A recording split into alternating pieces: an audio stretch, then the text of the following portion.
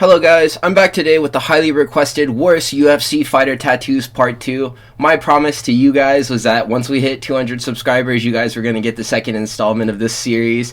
I wonder if I will make it a series on the channel, but I keep my promises. I want that to be established very well and early into this whole thing that I'm doing here. Whenever I say that I'm going to do something for you guys based off of a promise that I've made, I will do it. So we're going to get right into the list. Before we do any talking about actual fighters, we're just going to break down what we have here so far. I mean, the Walter White tattoo would go so hard on any UFC champion. To the left of it, Bo Nickal doesn't really seem to be taking that loss to Reinier de Ridder too well. He got a lot of work done just over the last couple of days. This is him now.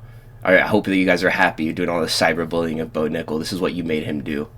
To the top right of that, we have McGregor with a totally real Dana tattoo on his bottom lip. He got this done right after the Mayweather fight.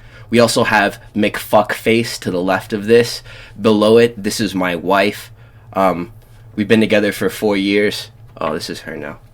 Hello, baby. Yeah, I was just talking about you on the YouTube video. Yeah, I love you too. Alright. Okay. Yeah, that was her. So yeah, let's get it right into the list, you guys. The first pick is going to be Cody Garbrandt.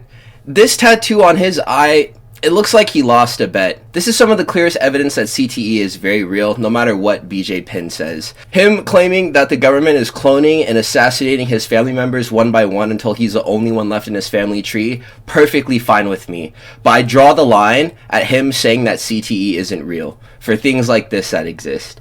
This piece really just makes him look like he's having a midlife crisis. He got this tattoo done right after his loss to Davison Figueiredo too, so that might have just been the straw that broke the camel's back. Because before then, he had a cool back tattoo. He has some of the better looking designs as far as ink goes for any fighter on the roster. And then he overcooked. You can be cooking sometimes, and then you can overcook and do something like this that just ruins it. The thing that makes this tattoo so horrible above anything else, though, is the fact that it's lopsided.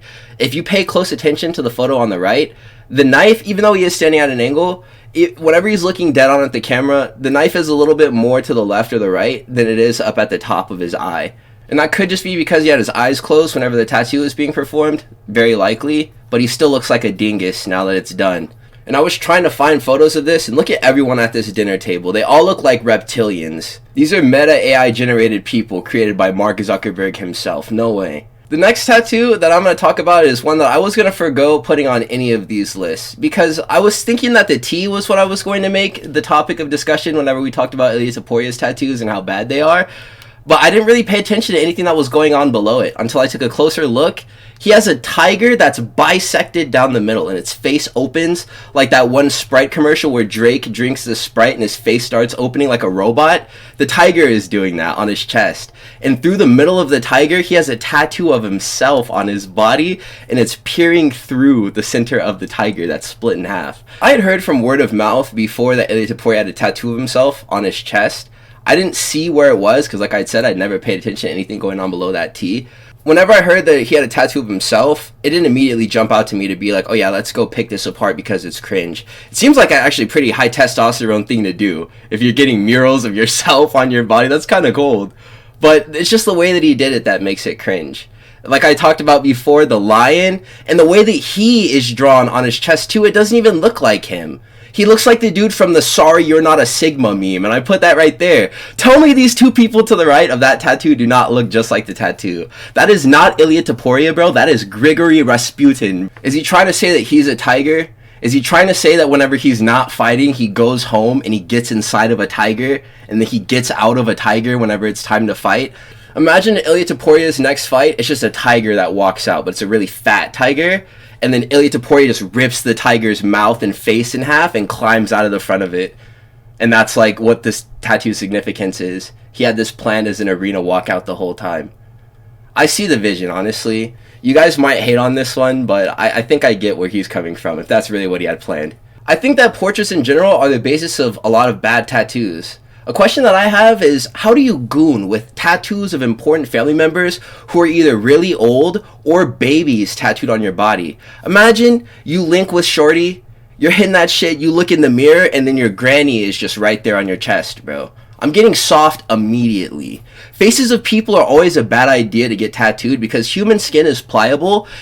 And faces change depending on a person losing or gaining weight or standing a certain way. Especially if you're getting faces on your arm. Whenever you ball a fist or flex your bicep, that face is going to look like it has 8 different birth defects.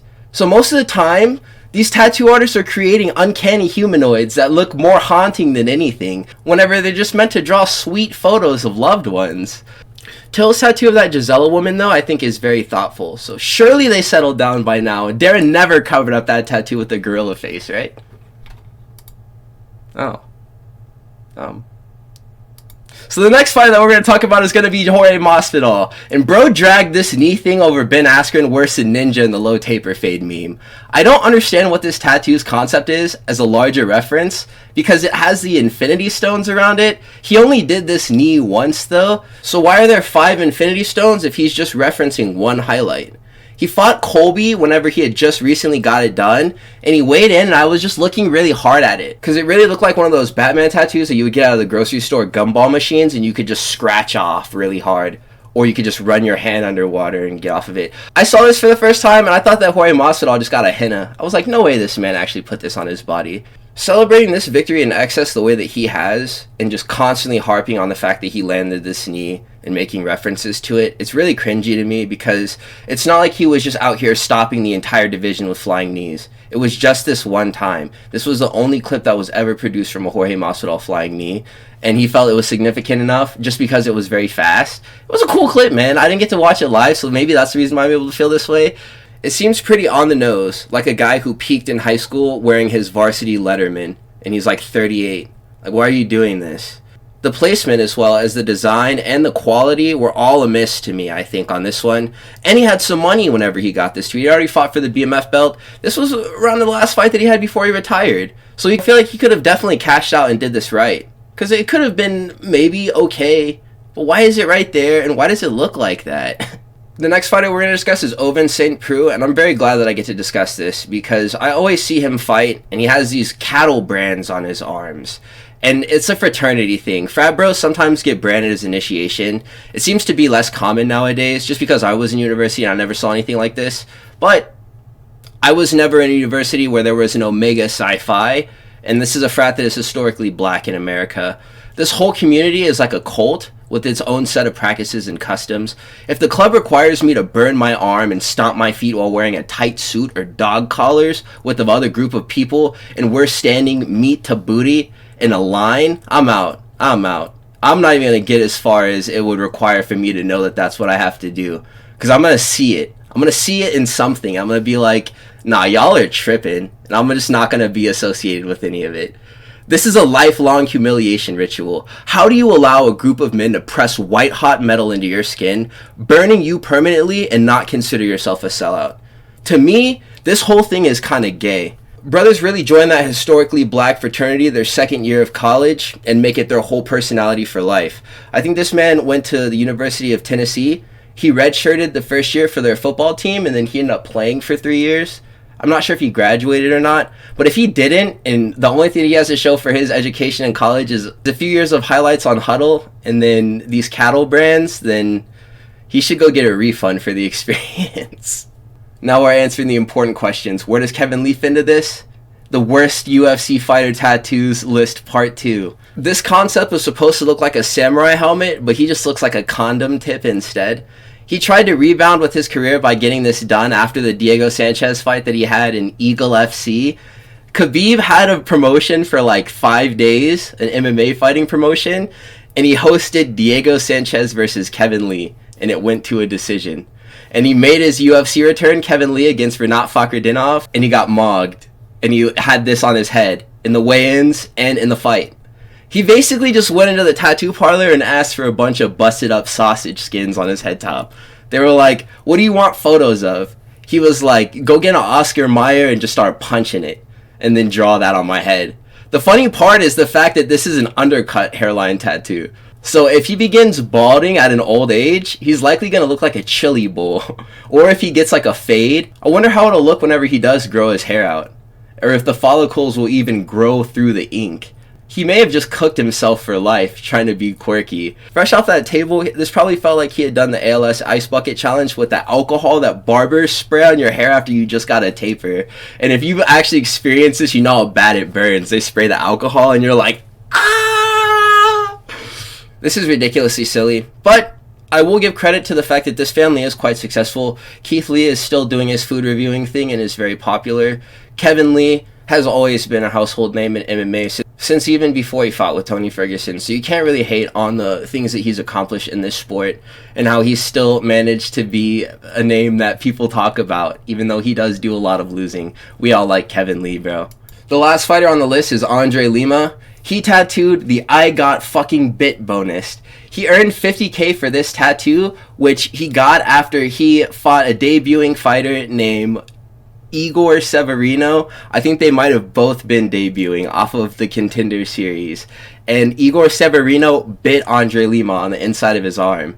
I don't know if the agreement with Dana White was that he would get money for this tattoo if he did get it. I feel like that kind of changes things. But the bottom line is, he now has to live with Igor Severino's teeth in his arm forever, and he chose to do it. It's a tattoo with a story behind it, so it makes it more passing than if a guy just randomly tattooed some teeth on him. But imagine his lover being forced to look at the bite impression of another man on her dude's arm whenever they're together. They're like watching a movie or something, and she's like laying on his arm, and she just looks over, and she just sees Igor Severino's teeth in his bicep. What is this? I understand the comedic effect that this was done for, but this is a very stupid tattoo commemorating a moment I feel like people would remember more but don't.